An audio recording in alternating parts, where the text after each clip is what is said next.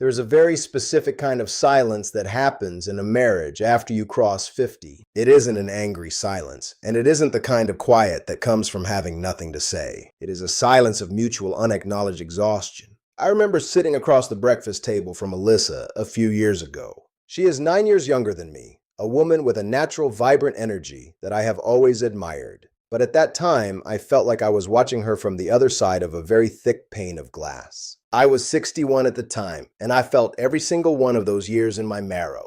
I was tired before I even finished my first cup of coffee. I felt gray. I felt flat. I felt like the pilot light in my own system had been turned down so low that it was barely a flicker. I would watch her plan our weekend, talking about hiking the trails near Scottsdale or meeting friends for dinner, and I would just nod, feeling a heavy, cold weight of obligation.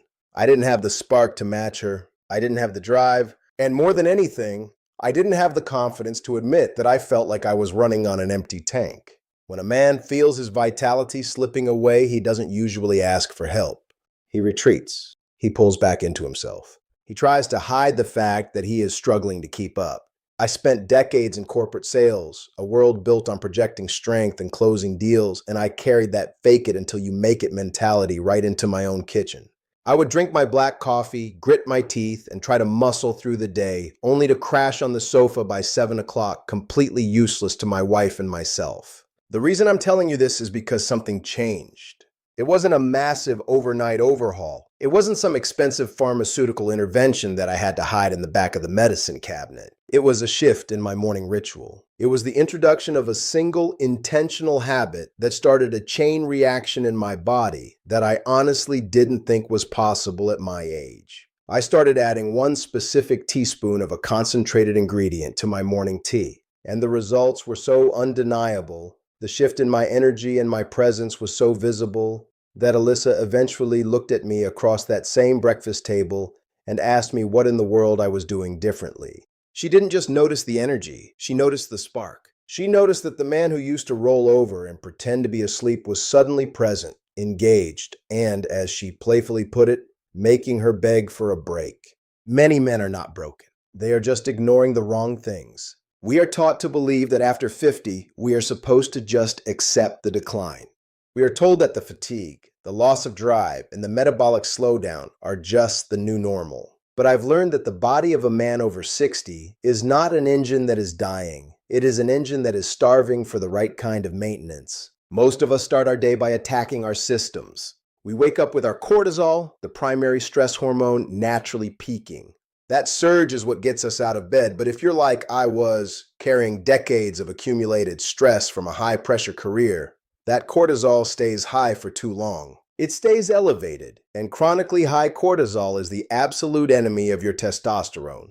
It is a biological seesaw. When one goes up, the other is forced down. I used to wake up, feel that rush of morning anxiety, and immediately hit my system with a massive jolt of high-dose caffeine. I was trying to solve a hormonal problem with a chemical hammer. It gave me a jagged, nervous energy for an hour, followed by a mid-morning crash that left me feeling even flatter than before. I was draining my battery before I even left the driveway. I realized I needed to stop attacking my system and start priming it. I needed a morning ritual that provided three things: a way to regulate that morning stress spike, a way to kickstart my metabolism without the crash, and a way to signal to my body that it was safe to start producing the hormones that drive confidence and motivation. I found 3 different 1 teaspoon solutions. Each one targets a slightly different part of the masculine infrastructure. I didn't use them all at once, and I don't suggest you do either. I learned to listen to what my body was asking for and adjust the ritual accordingly. The first one I discovered, and the one that truly started the change Alyssa noticed first, was maca root powder.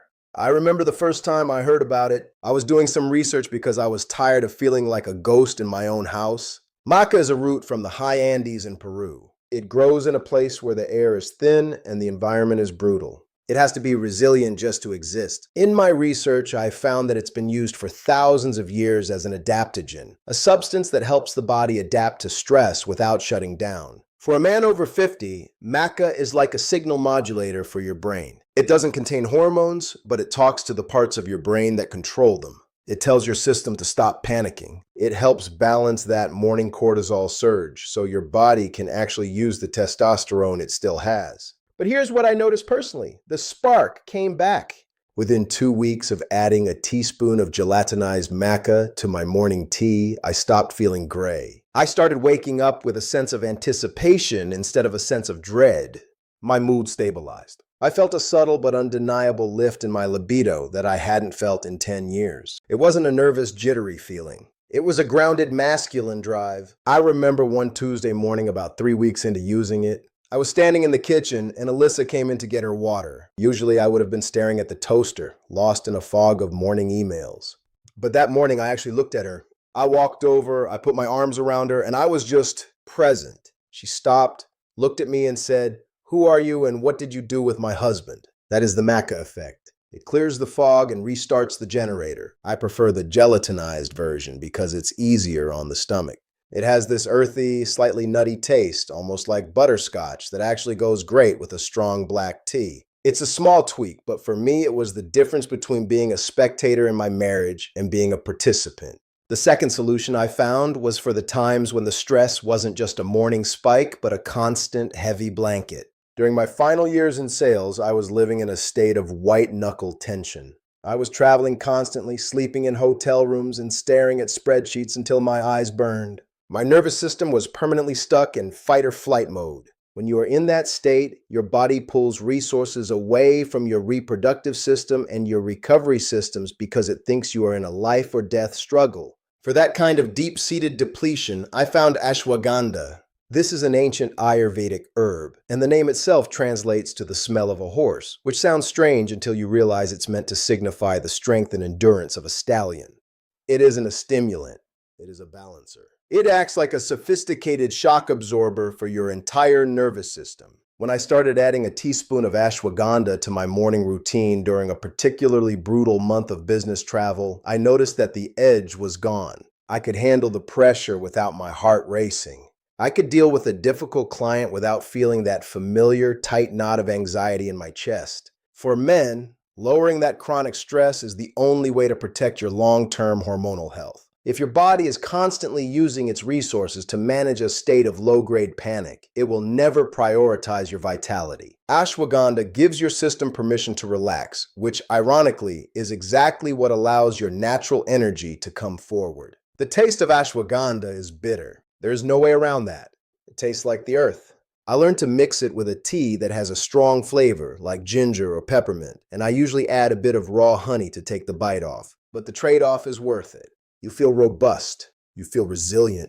You feel like the man who can handle whatever the day throws at him without losing his cool. The third spoonful is the one that addresses the slow creep. You know what I'm talking about. The weight that starts to settle around your middle. The way you feel sluggish after a meal. And that infamous 3 o'clock sugar crash where you feel like you need a nap just to make it to dinner. This is a metabolic problem. As we age, our bodies become less efficient at processing the fuel we give them. We become a little more insulin resistant, which is just a fancy way of saying our cells start ignoring the signal to use sugar for energy and instead start storing it as fat around our gut. The fix for this is surprisingly simple: cinnamon.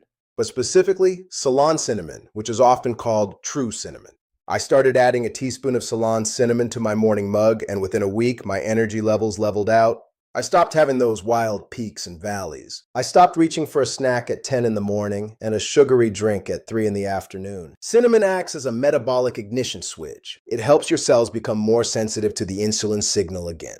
It tells your body to use the energy in your blood for fuel instead of packing it away into your waistline. For me, this meant I had a smooth plateau of energy that lasted all the way until I put my head on the pillow at night.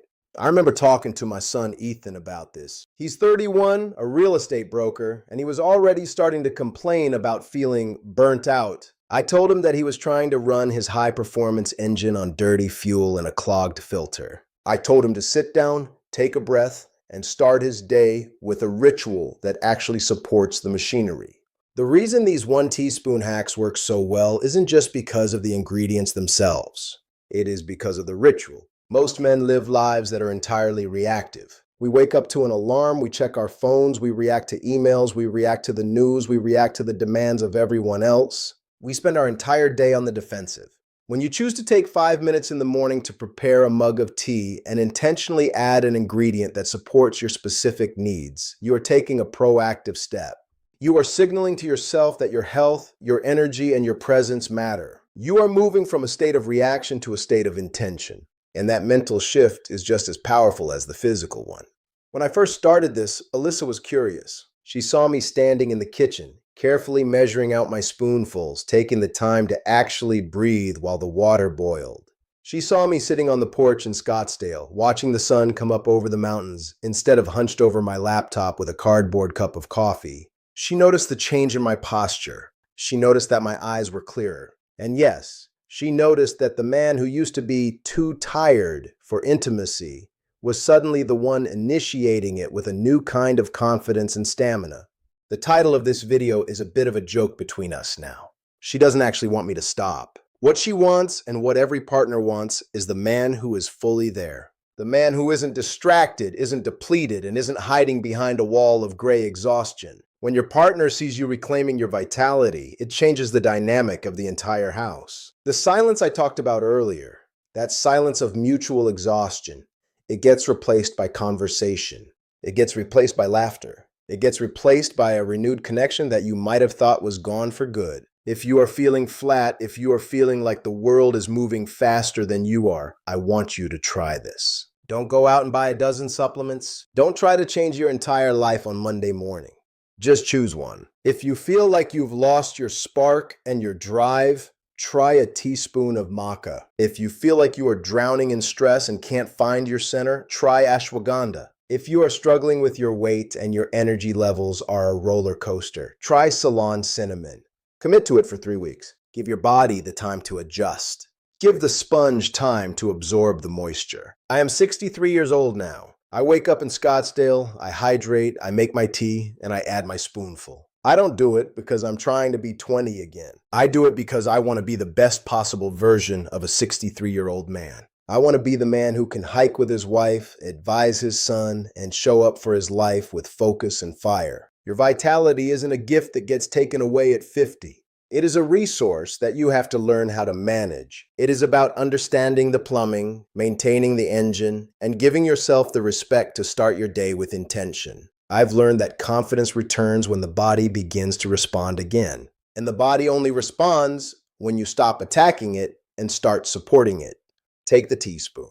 Build the ritual. And don't be surprised when the people in your life start asking you what exactly is in that mug. Look, we are all navigating this new territory together. The rules of the game have changed, and the men who thrive are the ones who are willing to adapt. Take care of the machinery. Priming the engine is the only way to ensure the trip is worth taking. I'll see you in the next one. Take good care of yourself.